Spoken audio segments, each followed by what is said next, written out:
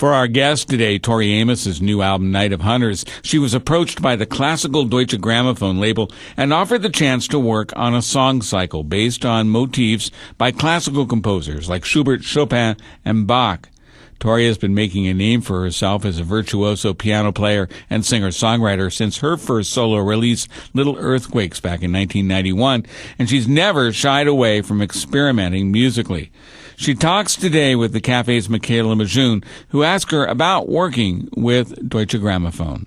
You don't approach them. It's sort of like approaching the Black Ops and say, can I blow stuff up?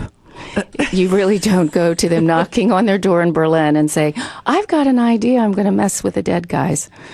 I was excited. I was also, when somebody says to you, what about composing a 21st century song cycle based on classical themes, and they have a German accent, you think to yourself, if I get this wrong, then what happens to me? You'll be punished. You're punished by all these guys coming from their graves.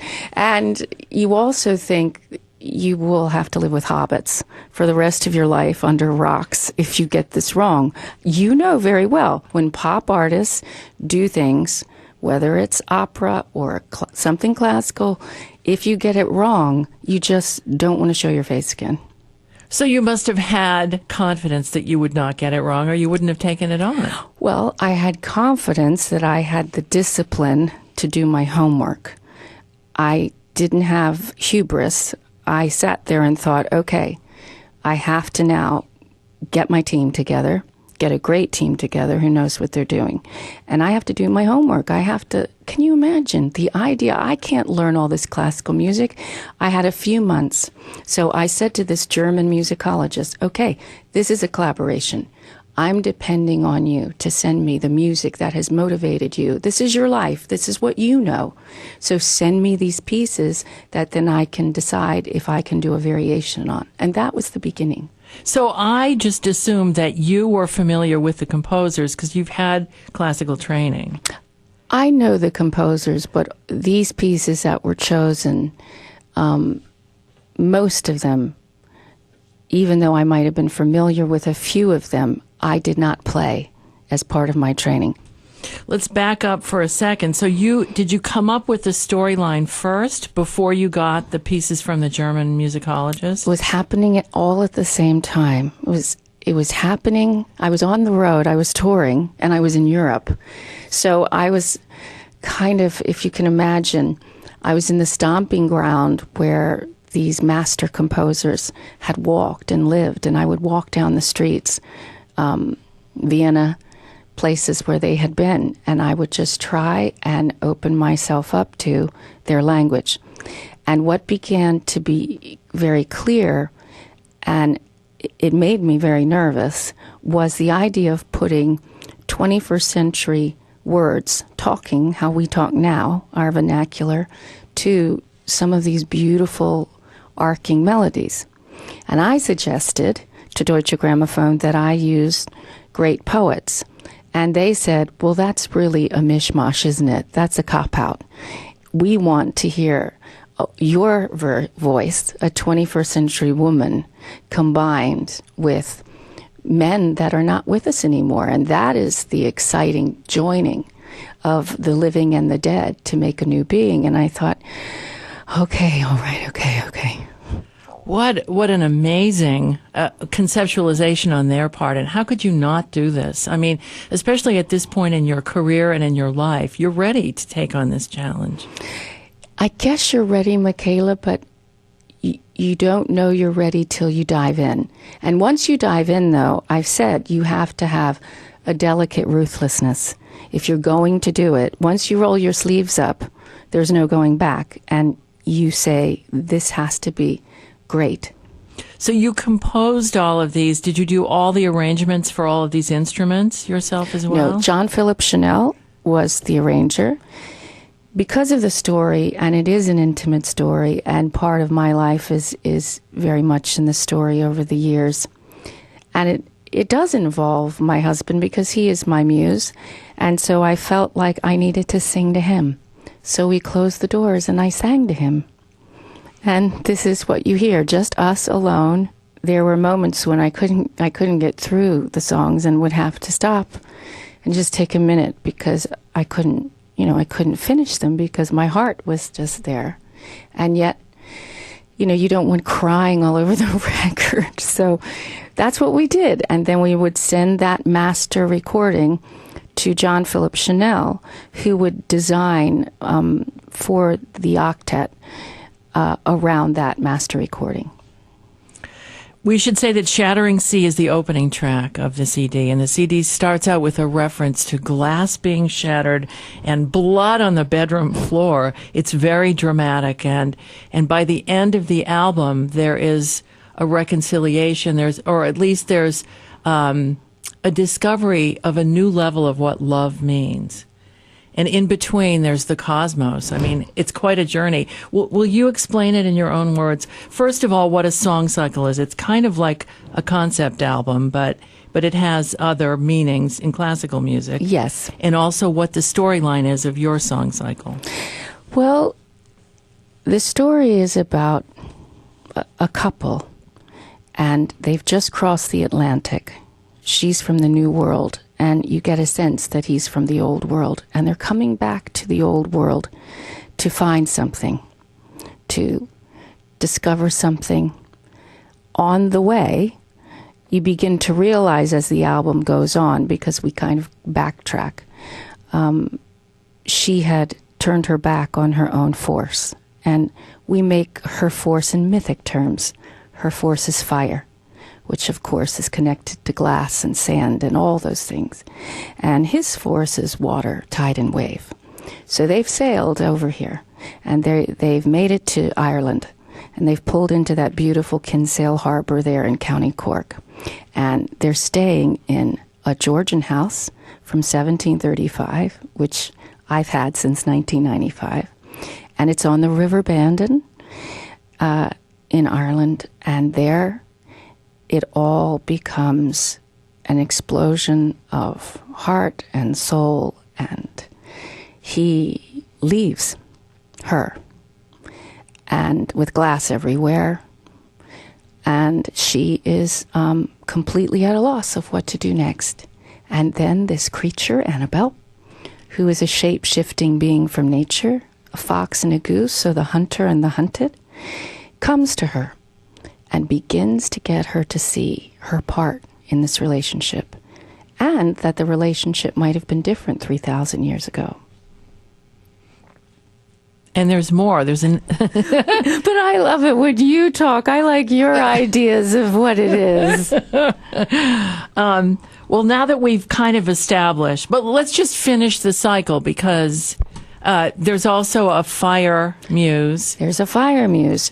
And in a song cycle, essentially, you have the personal crisis, which is the relationship shattering, and her turning her back on her force, so that blame began to happen in the relationship. She began living in his shadow, and he allowed other voices to come in, listening to people from the outside, and they stopped nurturing themselves and each other.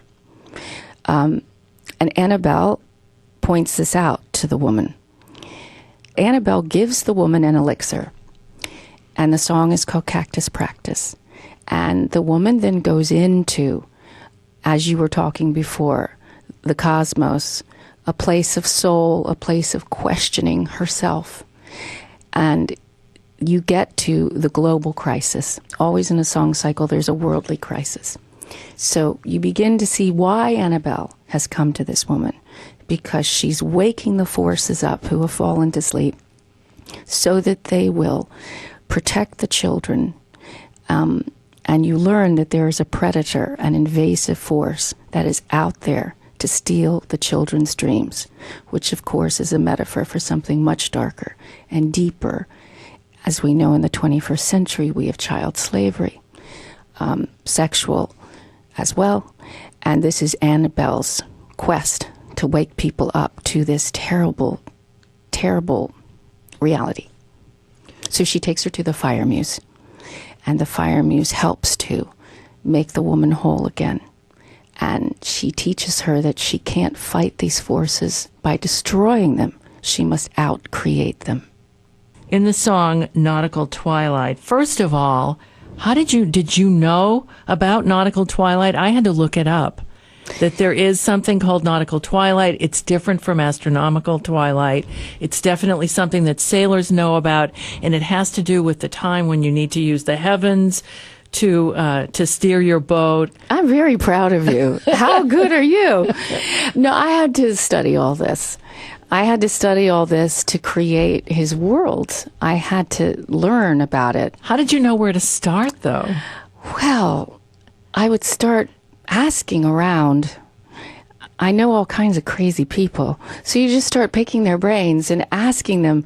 And if the wine is good, they will talk. Woman after my own heart. Well, the other great thing about the phrase nautical twilight is that it scans so well, and it's great to put in a song.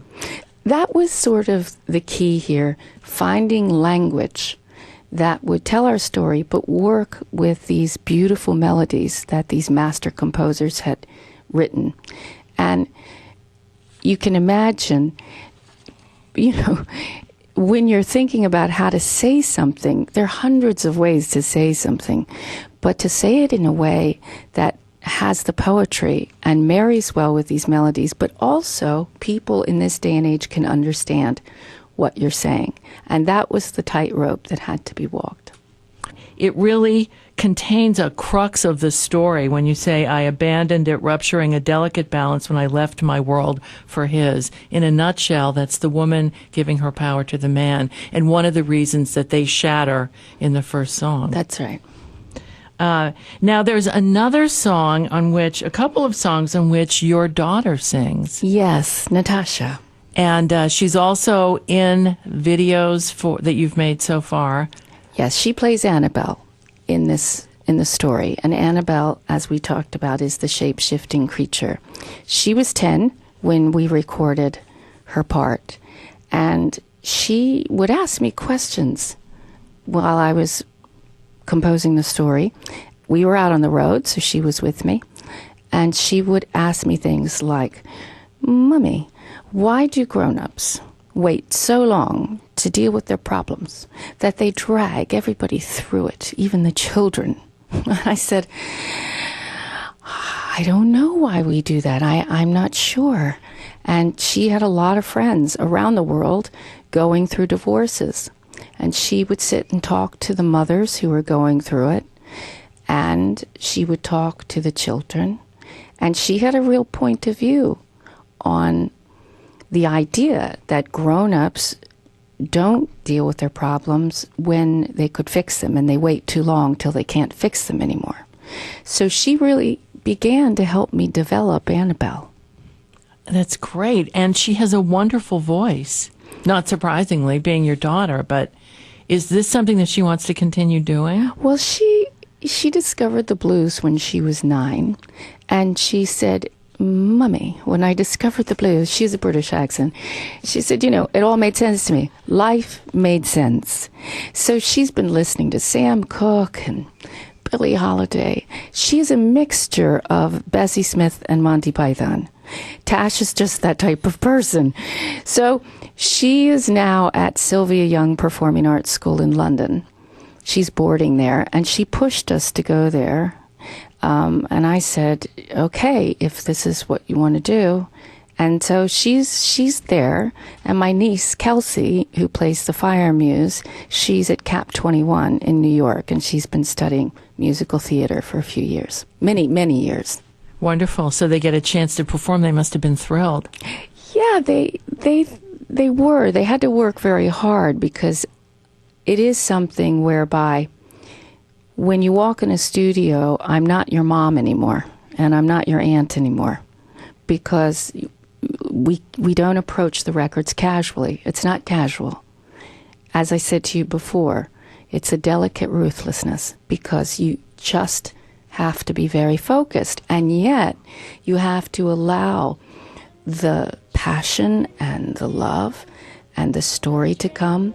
However, you have to have the discipline and the technique. So it's a paradox that you hold. Now, I just assumed that referred to taking peyote, cactus practice. Yes. Of course, I don't dare ask if you've had any experience with that. Well, as part Native American, my mother's from the Eastern Cherokee Nation. I've been exposed to all kinds of things, and I have to tell you, in my 20s and even early 30s, being expanded in this way was what I needed at the time. And I don't regret it for 1 minute. It's what I needed to do as a writer, as a visionary, and as a good wife. I think it's helped all kinds of things in my life to open me up. A good minister's daughter needs to be opened up a bit. I guess we should leave it at that. Yeah, we'll leave it at that. I love that also in the song you say every couple has their version of what they call the truth. And it's so true. And it's why you can't really understand somebody else's relationship. No, you can't. And hoping that this will encourage other people to try and see their partner's viewpoint. I found it very difficult as I was going through this whole story and looking through my life. I must be honest with you. There have been times when I haven't been open to a point of view except the one I'm seeing. And sometimes I'll be listening to my friends and I'll be hearing their point of view of something that's happened in an argument. And you can see that not always are we able to hear what our partner is saying to us. We only feel the hurt and the rejection, and we want to hurt back. But we don't always think about, now, how did we get to this point? Is there something I said? Is there anything I did to stir this up? No, I couldn't have done anything. Usually the women, I didn't do anything. And invariably, Michaela, I've usually done something, if I'm honest with you.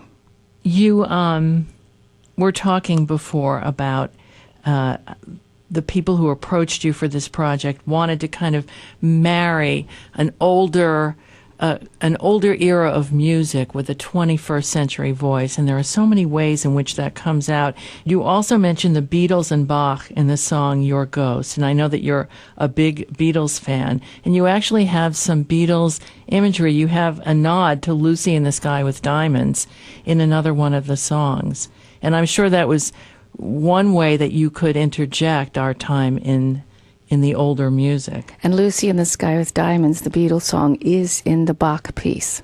So we do merge Beatles and Bach. Oh, it's literally in the Bach piece. Yes, it's in Edge of the Moon. Which is Edge of the Moon. That's right, yeah. What does that Beatles song in particular mean to you? Do you know, I've had Lucy in a lot of my songs over the years because of that song, and as a little girl listening to it. And their music just made everything come alive for all of us. It made me decide that I wanted to be a songwriter, not just a composer. I think this was a real turning point for me at the Peabody Conservatory, when I was told that women composers did not do very well in the classical music field and that it was a boys' club. And there are some great women that are talented, but they don't get the commissions like the men get. And so when I was approached, I knew that this opportunity may never happen again, and it was a privilege to be given this opportunity. Tori Amos, thank you so much for being here on the World Cafe today. Congratulations on Night of Hunters, and thank you for coming and playing and talking about it. It's even more of an accomplishment than I thought before talking to you about it. Well, I love talking to you. I could talk to you all night. I could miss the show and talk to you all night. Bring on the wine. Same here. Tori Amos on the World Cafe.